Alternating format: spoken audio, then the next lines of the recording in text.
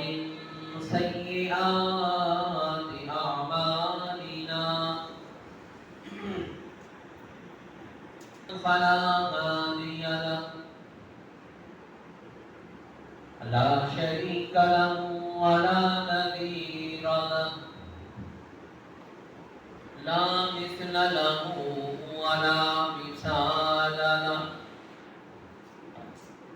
عربي عجمي سرمدي لا أفضل له ولا آخر له أما بعد فأعوذ بالله السميع العليم من الشيطان الرجيم بسم الله الرحمن الرحيم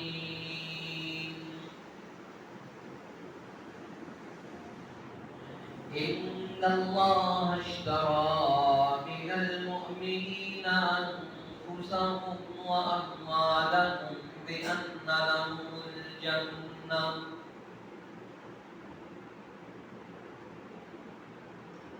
وقال الله تعالى في مقام آخر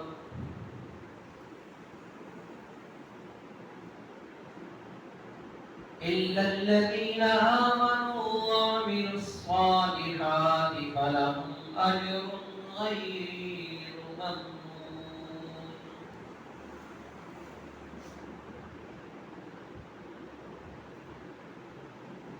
وقال النبي الكريم صلى الله عليه وسلم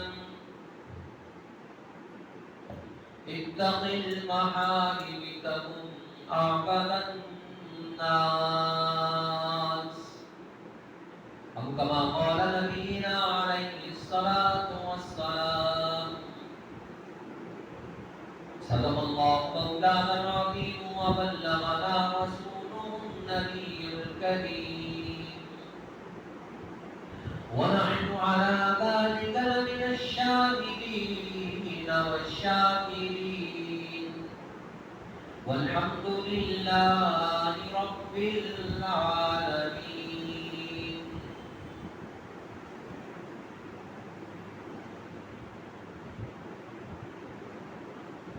کس نے ذروں کو اٹھایا صحرا کر دیا کس نے قدروں کو ملایا دریا کر دیا جو نہ تھے خود راہ پر وہ اوروں کے ہاتھی بن گئے وہ کیا نظر تھی کہ جس نے مردوں کو مسیحا کر دیا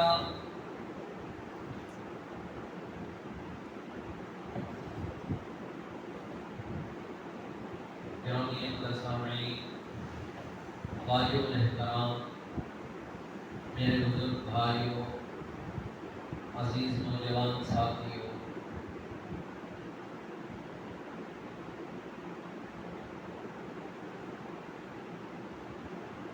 دنیا کے اندر سب سے قیمتی چیز اللہ کی نگاہ میں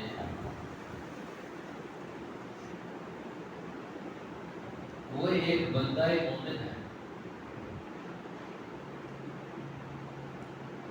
انسان جب اللہ رب العزت کی ذات پر ایمان لے آتا ہے اس کی توحید کا اقرار اپنے دل میں پیوست کر لیتا ہے کائنات میں لا الہ الا اللہ محمد رسول اللہ یہ اتنا بڑا یہ جملہ ہے یہ اتنا بڑا کلمہ ہے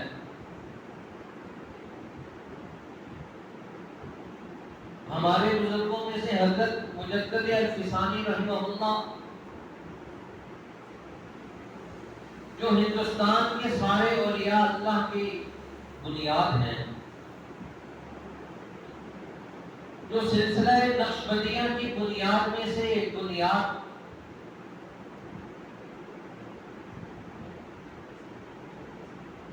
وہ اس کے بانیوں میں وہ فرماتے ہیں کہ ایک مسلمان کو اللہ نے اتنی بڑی نعمت نصیب فرمائی کہ اگر ایک شخص جس نے 99 سال کفر پر گزارے ایک دفعہ اس کلمے کو دل کی یقین اور صداقت کے ساتھ پڑھتا ہے، اللہ اس کے سارے گناہوں کو دھو ڈالتا ہے۔ یہ کلمہ اتنی بڑی حقیقت ہے، اور صوفیاء باقاعدہ اپنی خانقاہوں میں اس کا ذکر کرواتے ہیں۔ لا الہ الا اللہ نفی اور اس بات کی یہ ضربیں لگواتے ہیں۔ مقصود یہ ہے کہ یہ قلب، حدیث میں فرمایا کہ انسان جو ہی اللہ کے ذکر سے غافل ہوتا ہے، شیطان اس کے قلب کو اپنے منہ میں لے کر چباتا ہے اور غفلتیں پیدا ہو جاتی اور یوں ضرور ہو کر قلب کے پاس بیٹھا ہوا، اور ایسے بیٹھا ہوا جیسے ایک ڈنگ والی چیز ڈنگ لے کر بیٹھی ہوتی ہے۔ جو ہی انسان اللہ کے ذکر سے غافل ہوتا ہے وہ فوراً اس پر حملہ آور ہوتا ہے۔ لا الہ الا اللہ یہ اتنی بڑی چیز ہے کہ ساتوں آسمان اور ساتوں زمین ایک پلڑے میں رکھ دی جائے، اس کلمے کو ایک پلڑے میں رکھ دیا جائے، یہ پلڑا یہ جھکنا شروع کر دے گا، وہ فضا میں اڑنا شروع ہو جائے گا۔ آج ہمیں اس کلمے کی حقیقت کا ادراک اس لیے نہیں، اس کی سمجھ اور بصیرت اس لیے نہیں۔ ایک دفعہ نبی اکرم صلی اللہ علیہ وسلم حضرت رشید احمد صاحب گنگوئی رحمۃ اللہ علیہ امداد السلوک میں یہ حدیث نقل فرماتے ہیں، نبی اکرم صلی اللہ علیہ وسلم مجلس میں بیٹھے ہوئے، آپ کے پاس صحابہ بیٹھے ہوئے، اور آپ کہنے لگے اس مجلس میں کوئی اجمی تو نہیں، کوئی ایسا دو مسلم تو نہیں؟ صحابہ نے فرمایا یا رسول اللہ نہیں۔ آپ نے فرمایا دروازہ بند کر دو۔ جب دروازے کو بند کیا گیا، آپ اپنے ہاتھ یوں کھڑے کیے اور فرمایا لا الہ الا اللہ۔ یہ اتنا بھاری جملہ ہے، صحابہ نے جب کہا لا الہ الا اللہ، آپ نے فرمایا قد غفرت لکم، اللہ نے تم کو بخش دیا۔ اب دیکھیں یہ جملہ اتنا بڑا ہے، جماعت صحابہ حضور کی صحبت اور تربیت میں ایک دفعہ اس کلمے کو پڑھتے ہیں، حضور بشارت دیتے ہیں قد غفرت لکم، اللہ نے تمہیں معاف کر دیا۔ نبی کی صحبت، نبی کی تربیت، نبی کی صحبت صالحہ کا یہ عمل کہ ایک دفعہ نبی کی صحبت اور تربیت میں کلمہ پڑھنے والا آدمی جنت کا مستحق بن جاتا ہے۔ اس لیے اولیاء اللہ اس کلمے کا ورد کیوں کرواتے ہیں؟ یہ انسان کو بلندیوں کی طرف لے کر جاتا ہے، یہ انسان کو پستیوں سے نکالتا ہے، یہ انسان کے اندر عزتیں، کامیابیاں، دنیا اور آخرت کی ترقیات کا یہ وعدہ اس کو دلاتا ہے۔ نبی اکرم صلی اللہ علیہ وسلم صفا پہ چڑھے اور صفا پہ چڑھ کے فرمایا اے فلاں قبیلے والوں، او فلاں قبیلے والوں، جب سارے قبائل اکٹھے ہوئے تو یہ نشانی ہوتی تھی کہ جب آدمی اس انداز میں بلاتا تو گویا عرب پر دشمن نے حملہ کر دیا، فوجوں نے حملہ کر دیا۔ امام الانبیاء صلی اللہ علیہ وسلم نے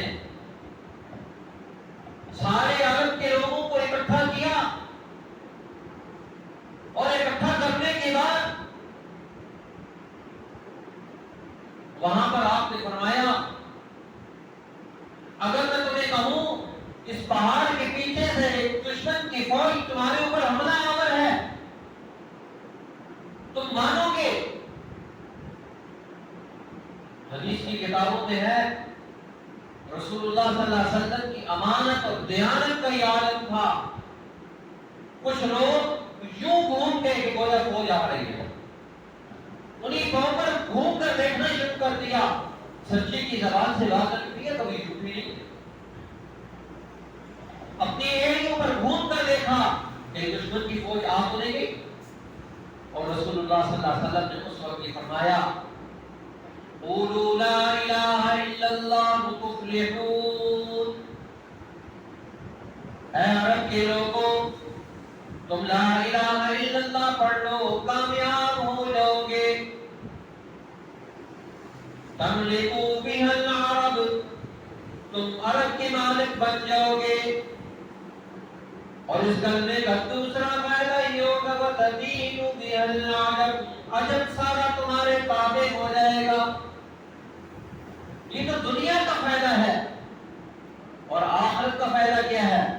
وَإِذَا مُتُّمْ تَمْلِكُوا مُلُوكًا فِي الْجَنَّةِ، جب تم دنیا سے جاؤ گے، یہاں سے اگلے جہان میں منتقل ہوگے، تَمْلِكُوا مُلُوكًا فِي الْجَنَّةِ، جنت کے بھی تم مالک بن جاؤ گے، تمہاری دنیا بھی بن جائے گی، تمہاری آخرت بھی بن جائے گی۔ یہ کلمہ جب انسان اپنے قلب کے اندر اس کو سما لیتا ہے، یہ اتنی بڑی دولت ہے کہ کائنات میں اس سے بڑھ کر کوئی دولت نہیں، اور جو آدمی اس کو لے لیتا ہے اس سے قیمتی انسان کوئی نہیں، اس سے قیمتی انسان کوئی نہیں۔ یہ کلمہ انسان کے اندر ولولہ، جذبہ اور ہمت اور استقامت پیدا کرتا ہے۔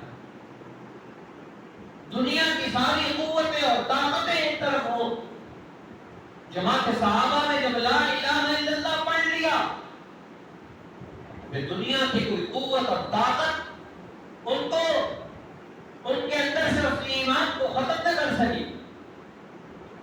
سامنے ایک کڑاہا جلایا گیا، ایک صحابی کو اٹھا کر پھینکا، کوئلہ بن گیا، سردار نے دوسرے کو اٹھا کر پھینکا، کوئلہ بن گیا، پھر اس کو کہا امیر کو اب کلمے سے پھرتا ہے کہ نہیں، اپنے ایمان کو چھوڑتا ہے کہ نہیں، کہا یہ ناممکن ہے، اٹھایا اور تیسرے کو بھی پھینک دیا۔ اب جب اس کو پکڑا تو آنکھوں سے آنسو نکل آئے، کہنے لگا یہی تو سب جا رہے تھے، یہ دیکھ تیرے سامنے کوئلہ بن گئے ہیں، اب تیرا نمبر ہے، اب رونے کا کیا فائدہ، تین کو کوئلہ بنا چکا۔ انہوں نے کہا پگلے روتا ہے اس لیے نہیں کہ تو نے ان کو کہا کلمے سے دور ہو جاؤ، محمد کی غلامی کا دامن چھوڑ دو، میں رو اس لیے رہا ہوں، میں نے دیکھا میرے سامنے میرے ساتھی کوئلہ بن گئے، میں رو اس پر ہوں، پریشان اس پر ہوں کہ میری ایک جان ہے، تم اس کو ڈالو گے کوئلہ بن جائے گی، کاش میرے پاس 70 جانیں ہوتی، میں 70 کی 70 اللہ کے راستے میں قربان کرتا ہوں۔ یہ کلمہ ہے ایسی قیمتی چیز ہے، جب انسان اس کی حلاوت اور مٹھاس کو اپنے قلب میں منتقل کر لیتا ہے۔ حضرت بلال اس کی حلاوت اور مٹھاس کو سمجھتے تھے، اس کی تازگی کو سمجھتے تھے۔ امیہ بن خلف کے غلام سارا عرب باری باری مارتا ہے، احد احد احد، جتنا مارتے ہیں اتنا زبان سے اللہ کی توحید کا ترانہ نکلتا ہے۔ ابو جہل مار مار کے تھکتا ہے، عتبہ مارتا ہے، عتبہ تھکتا ہے، شیبہ مارتا ہے، شیبہ تھکتا ہے، امیہ بن خلف مارتا ہے، ابو لہب مارتا ہے، کوڑے ٹوٹ جاتے ہیں اور پھر تھکتے ہیں تو ان کو آگ کے انگارے نیچے اوپر برف کے ڈال دیتے ہیں اور اوپر ایک بھاری چٹان رکھ دیتے ہیں۔ اب دیکھتے ہیں اس کا امتحان کیا کرتا ہے۔ یہ اپنے کلمے پر کتنا مستقل ہے. ان الذين قالوا ربنا الله ثم استقاموا تتنزل، یہ لوگ ہیں جب اللہ پر ایمان لے آتے ہیں تو پھر یہ استقامت یہ ان کو ہلا نہیں سکتی. سارے عرب کی قوتیں اور طاقتیں حضرت بلال کے ایمان کو متزلزل نہ کر سکی. پورا عرب کا نظام، پوری عرب کی قوتیں اور طاقتیں، ابو جہل کا وہ پورا سسٹم اور نظام ہل کر رہ گیا، لیکن سیدنا حضرت بلال کو نہ ہلا سکے. اس قدر مارا. حضرت ابوبکر پاس سے گزرے، زمان کتنی باہر آ چکی، نیچے کوئلے ہیں، احد احد احد. حضرت ابوبکر پاس سے گزرے، کہنے لگے بلال ذرا آہستہ کہنا، انہوں نے مار مار کر تیرا کیا حال کر دیا. حضرت بلال نے کیوں آنکھ کھولی، کھول کر کہا ابوبکر تو بھی کیوں کہتا ہے. پھر آنکھوں سے آنسو نکلا. سارا عرب مارنے کے بعد شکست کھا چکا، آنکھوں سے آنسو پہ قطرہ نہ گرا. حضرت بلال نے یہ کہنا تھا، حضرت ابوبکر نے یہ کہنا تھا، حضرت بلال کی آنکھوں سے آنسو نکل رہے. کہنے لگے بلال روتا کیوں ہے؟ کہنے لگے ابوبکر یہ تو غیر تھے، تو نے جب یہ کہا آہستہ کہ احد، تو میں نے کہا ابوبکر بھی یہ کہتا ہے، ابوبکر بھی مجھے یہ کہتا ہے کہ آہستہ کیا. اور پھر فرمایا ابوبکر میں آپ کو کیا بتاؤں، جب مجھے یہ مارتے ہیں اللہ مکہ میں آ کر مجھے پوچھتا ہے بلال تیرا کیا حال ہے. اب دیکھیں حضرت بلال کو کلمے کی حقیقت کا ادراک تھا، کلمے کی حقیقت اور ماہیت کو وہ سمجھ چکے تھے. ان کے قلب کے رگو ریشوں میں اس کلمے کی مٹھاس پیدا ہو چکی تھی. جب انسان لا الہ الا اللہ محمد رسول اللہ کہتا ہے، اللہ فرماتا ہے یہ میرا وہ سپاہی ہے، پوری کائنات میں اس کی قیمت نہیں. یہ لا الہ الا اللہ انسان کو اتنا قیمتی بنا دیتا ہے. اللہ کہتا ہے دنیا والوں لا الہ الا اللہ پڑھنے والے کی کوئی قیمت نہیں. ان اللہ اشترى من المؤمنین انفسهم واموالهم بان لهم الجنہ. اللہ کہتا ہے اس کلمے والے کا تو میں خریدار ہوں، تو دنیا والے اس کو کہاں خرید سکتے؟ کلمے والے کا خریدار میں اللہ ہوں، تنے تنہا کائنات میں کلمے والے کو کوئی نہیں خرید سکتا. ان اللہ اشترى من المؤمنین انفسهم واموالهم بان لهم الجنہ. اللہ کہتا ہے میں نے خرید لیا ان کے مال کو، ان کی جانوں کو، ان کی عزت اور آبرو کو، ان کی ہر چیز کا سودا میں نے لگا دیا. اور بدلے میں کیا دیا؟ بِأَنَّ لَهُمُ الْجَنَّةَ، میں نے ان کے لیے جنت کو فرض کر دیا. يُقَاتِلُونَ فِي سَبِيلِ اللَّهِ فَيُقْتَلُونَ وَيُقْتَلُونَ. یہ دنیا کے اندر کسی پر ہاتھ اٹھاتے ہیں اللہ کی رضا کے لیے، کسی کو مارتے ہیں اللہ کی رضا کے لیے، کسی کو چھوڑتے ہیں تو اللہ کی رضا کے لیے. ان کے اپنی زندگی کا مقصد کوئی نہیں، مقصد اللہ کی رضا ہے. حضرت علی رضی اللہ تعالیٰ عنہ کے بارے میں آتا ہے، مورخین نے یہ واقعہ لکھا ہے، اجتماعی جنگوں سے پہلے انفرادی جنگیں ہوا کرتی تھی. ایک طرف دشمن کے کیمپ سے بندہ نکلتا ہے، ایک طرف مسلمانوں کے کیمپ سے نکلتا. دونوں آپس میں زبردست آزما ہوتے، دونوں اپنے اپنے گاؤں پیٹ ایک دوسرے کے سامنے لاتے. پھر اس کے بعد اجتماعی جنگ کا نقارہ بجتا. حضرت علی رضی اللہ تعالیٰ باہر نکلے دشمن کے مقابلے میں. کبھی یہ حملہ کرتے ہیں، کبھی وہ حملہ کرتے ہیں، کبھی ادھر سے ڈیفنس ہے، کبھی ادھر سے ڈیفنس ہے. کبھی وہ تلوار اٹھاتا ہے، یہ ڈھال پہ روک لیتے ہیں. اور ایک دفعہ موقع ایسا آیا، حضرت علی رضی اللہ تعالیٰ نے ایسا وار کیا کہ اس کو نیچے بچھاڑ دیا اور اس کے گلے پہ چڑھ کر اس کی گردن کو کاٹنے لگے. تو اس نے حضرت علی کے منہ پر تھوک دیا، حضرت علی کے منہ پر تھوک دیا. جب تھوکا حضرت علی نے اس کو چھوڑ دیا اور ایک طرف ہو گئے. کہنے لگے علی ابھی تو میری گردن تن سے جدا کرنے لگا تھا اور ابھی چھوڑ دیا؟ کہنے لگا ہاں میں واقعتاً تجھے بچھاڑ چکا تھا، آخری لمحوں میں نے تیری گردن تیرے تن سے جدا کر دینی تھی، لیکن اسی لمحے میں تو نے میرے منہ پر تھوک دیا، مجھے غصہ آ گیا، میں نے تجھے چھوڑ دیا۔ اس کا کیوں چھوڑ دیا؟ کہنے لگا میرا ایک رب ہے، میں اس کے لیے لڑتا ہوں، میرا نبی ہے، میں اس کے حکم پر لڑتا ہوں، میں اپنے قرآن کی نظریات پر لڑتا ہوں، میری فائٹ تیرے لیے اس لیے ہے تو نبی کا دشمن تھا، قرآن کا دشمن تھا، انسانیت کا دشمن تھا، جب تو نے منہ پر تھوکا مجھے غصہ آ گیا، میں نے کہا اللہ نے اگر قیامت کے دن کھڑا کیا علی کھڑا ہو جا اور کہا یہ جنگ تو نے لڑی تھی اور تجھے غصہ آ گیا، تو نے اپنے غصے کو بھی تلوار کے زور پر رکھ دیا، تو میں اللہ کو کیا جواب دیتا کہ میں نے غصے کی وجہ سے تجھے قتل کر دیا؟ حالانکہ وہ موقع غصے کا نہیں تھا، وہ موقع بچھاڑنے کا تھا، بچھاڑ چکے تھے۔ یہی تو وہ لوگ ہیں کہ جنہوں نے دنیا کے اندر کردار ادا کیا کہ اپنے غصے اور غضب کو کنٹرول میں کرتے ہیں، اللہ کے حکم کو اور کلمے کے حقیقت کو سامنے رکھتے ہیں۔ اسی فرمایا ان الذین قالوا ربنا اللہ ثم استقاموا، جو لوگ اللہ کو اپنا رب بنا لیتے ہیں پھر اس پر ڈٹ جاتے ہیں، پھر ایسے ڈرتے ہیں فرمایا لا خوف علیہم ولا هم یحزنون، نہ ان پر کوئی خوف ہوتا ہے نہ ان پر کوئی غم آتا ہے۔ اللہ مجھے اور آپ کو کلمے کی حقیقت نصیب فرمائے، کلمے کی قدر نصیب فرمائے۔